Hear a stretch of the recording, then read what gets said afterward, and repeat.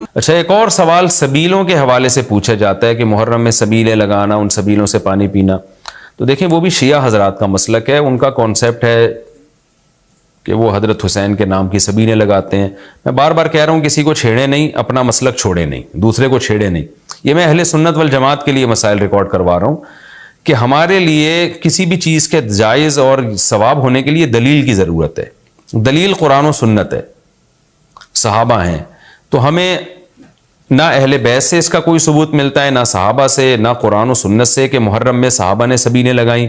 حضرت حسین رضی اللہ تعالیٰ عنہ کی شہادت کے بعد اہل بیت میں سے کسی نے سبیلیں لگائی ہوں یا انہوں نے سبیلیں لگانے کا حکم دیا ہو، کہیں بھی نہیں ملتا. تو یہ عمل بھی بدعت ہے، ناجائز ہے، اس سے اجتناب کریں.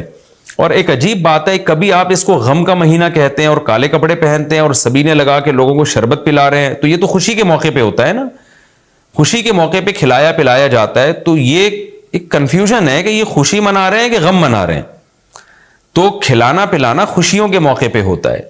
تو اس لیے آپ ان چیزوں سے اجتناب کریں، نہ سبیل لگائیں، نہ اس پہ کھڑے ہو کر پانی پئیں. جو لگا کے بیٹھا وہ اس کو چھیڑے نہیں، آپ تنگ نہ کریں، وہ اس کا مسلک ہے، اس کو چھوڑ دیں. دنیا میں بہت سارے فرقے ہیں، کس کس کو آپ قابو میں کریں گے؟ ملک میں انارکی پھیلتی ہے، ملک میں فسادات ہوتے ہیں. کسی سے نفرت کرنے کی ضرورت نہیں ہے، کسی کو ٹاؤنٹنگ کرنے کی ضرورت نہیں ہے، طنز تانے کی ضرورت نہیں ہے. جو لگا کے بیٹھا ہوا ہے لگائے، جو پی رہا ہے اس کو پینے دیں، چھیڑے نہیں. لیکن میں آپ کے لیے یہ کہہ رہا ہوں جو اس وقت میرا پروگرام سن رہے ہیں، اگر آپ قرآن و سنت ہی کو فالو کرتے ہیں، آپ اہل سنت والجماعت میں ہیں، یا تو میں بار بار کہتا ہوں پورے شیعہ ہو جائے نا. پھر آپ ڈبل مسلکوں پہ چلنا تو یہ دنیا میں کسی کا بھی اصول نہیں ہے کہ آدھا ادھر آدھا ادھر، وہ تو کہیں کا بھی نہیں ہوتا. یا تو پورے ادھر ہو جائیں یا پھر پورے اہل سنت والجماعت بن جائیں. تو اہل سنت والجماعت کے ہاں یہ سبیلیں لگانا یہ جائز کام نہیں ہے، کیونکہ قرآن و سنت سے اس کا ثبوت نہیں ہے. لوگ کہتے ہیں ایک آدمی کسی کو شربت پلا رہا ہے، پانی پلا رہا ہے، تو پانی پلانا تو بڑا اچھا کام ہے. پانی پلانا اچھا کام ہے، پورے سال کسی دن کو خاص کر لینا یہ اچھا کام نہیں ہے. تو اس سے بدعت کی تائید ہوتی ہے. تو اگر کوئی پیاسا آپ کو نظر آتا ہے تو محرم میں ہو تو محرم میں بھی پلائیں، سفر میں ہو تو سفر میں بھی پلائیں. لیکن کوئی پیاسا نہیں ہے تو جیسے آپ پورے سال سبیلیں نہیں لگاتے تو محرم میں بھی نہ لگائیں آپ. کیونکہ اگر آپ پورے سال نہیں لگاتے، محرم میں لگا رہے ہیں، تو یہ اس کی علامت ہے آپ اس مہینے کو سبیل کے حوالے سے خاص ویلیو دے رہے ہیں. تو اس ویلیو کی آپ کے پاس قرآن و سنت سے دلیل ہونی چاہیے. دلیل نہیں ہے تو ہمارے پاس دلیل ہے. نبی صلی اللہ علیہ وسلم نے فرمایا من احدث فی امرنا ھذا ما لیس منہ فہو رد وفی روایت فہو مردود. جو ہمارے دین میں کوئی بھی نئی چیز لے کر آئے گا، نبی نے فرمایا وہ مردود ہے، ہم نہیں اس کو ایکسیپٹ کریں گے. تو اس لیے بھائی ہم تو اس حدیث کو فالو کرتے ہیں. تو کائنڈلی آپ حضرات سے گزارش ہے، ہاں کوئی پورے سال سبیل لگا کے بیٹھا ہو تو وہ محرم میں بھی لگا لے. کیوں؟ وہ اس لیے کہ وہ محرم کو الگ سے فضیلت نہیں دے رہا سبیل کے حوالے سے، بلکہ وہ کہہ رہے بھائی میں تو پورے سال لوگوں کو پانی پلاتا ہوں تو محرم میں بھی پلا رہا ہوں، میں تو پورے سال شربت پلاتا ہوں تو محرم میں بھی پلا رہا ہوں. لیکن ایک آدمی سال کے 11 مہینے نہیں پلاتا، صرف محرم میں سبیل لگا کے بیٹھا ہے، اس کا مطلب وہ اس مہینے کو سبیل کے حوالے سے زیادہ ویلیو دے رہا ہے. اس ویلیو کے لیے میں نے کہا دلیل چاہیے. دلیل آپ کے پاس اگر نہیں ہے تو پھر وہ حدیث ہے جو ہمارے دین میں نئی چیز ایجاد کرے گا تو وہ چیز مردود ہے. اس لیے اس عمل سے بھی اجتناب کریں. دیکھیں جنت میں جانے کے لیے ہمیں وہ کام کرنے پڑیں گے جو اللہ رسول نے بتائے ہیں، اور اس میں اپنی طرف سے ایڈیشن کرنا یہ ناجائز ہے. اس عمل کو شریعت میں بدعت سیئہ کہا جاتا ہے. اللہ تعالیٰ. اسی میں ایک سوال ہے جی، محرم میں نکاح کرنا کیسا ہے؟ یہ سوال بھی ظہور احمد نے کشمیر سے پوچھا ہے. محرم میں نکاح کرنا بھی جائز ہے، بلکہ ہمارے مسلک کے مطابق باعث برکت ہے. کیونکہ محرم کو اللہ کے نبی نے محترم قرار دیا ہے، جو قابل احترام مہینہ ہے تو مقدس ہے. تو مقدس مہینے میں عبادت کا ثواب بھی زیادہ ہوتا ہے، اور نکاح بھی شریعت میں عبادت ہے. نکاح کیسے عبادت ہے؟ شریعت نے نکاح میں عبادت کا رنگ ڈال دیا ہے. دیکھیں آپ کہ نکاح ایک معاملہ ہے، لیکن اس سے پہلے خطبہ بھی ہوتا ہے.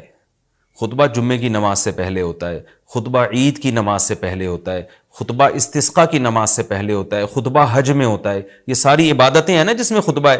لیکن اسلام نے کیا کہا؟ نکاح سے پہلے بھی خطبہ ہوگا. اس کا مطلب اسلام نکاح کو عبادت قرار دے رہا ہے، نکاح میں عبادت کا رنگ بھر رہا ہے. تو عبادتیں تو مقدس مہینے میں زیادہ ثواب ہوتا ہے ان میں.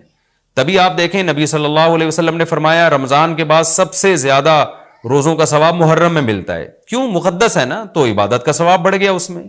تو اس حدیث سے صاف ہمیں پتہ چلتا ہے کہ اگر کوئی محرم میں اس نیت سے نکاح کرتا ہے کہ مقدس مہینہ ہے تو اس میں عبادت کا ثواب بڑھ جائے گا اور اس میں انشاءاللہ اللہ سے امید کی جا سکتی ہے کہ خیر و برکت زیادہ ہوگی. تو اس کو منحوس سمجھنا جائز نہیں ہے.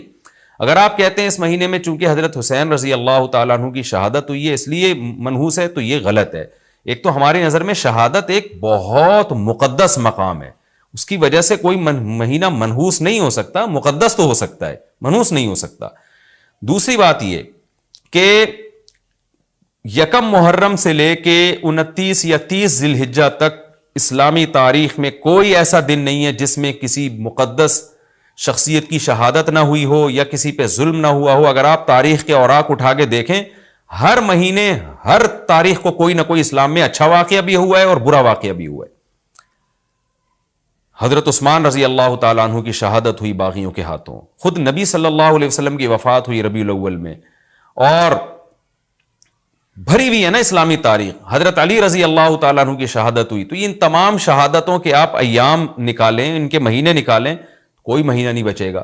تو اس بیس پہ اگر آپ کہتے ہیں کہ اس مہینے میں نکاح پسندیدہ نہیں ہے، پھر تو پہلی تاریخ سے لے کے سال کی آخری تاریخ تک کوئی تاریخ بھی ایسی نہیں ہے کہ جس میں انسان نکاح نہ کرے.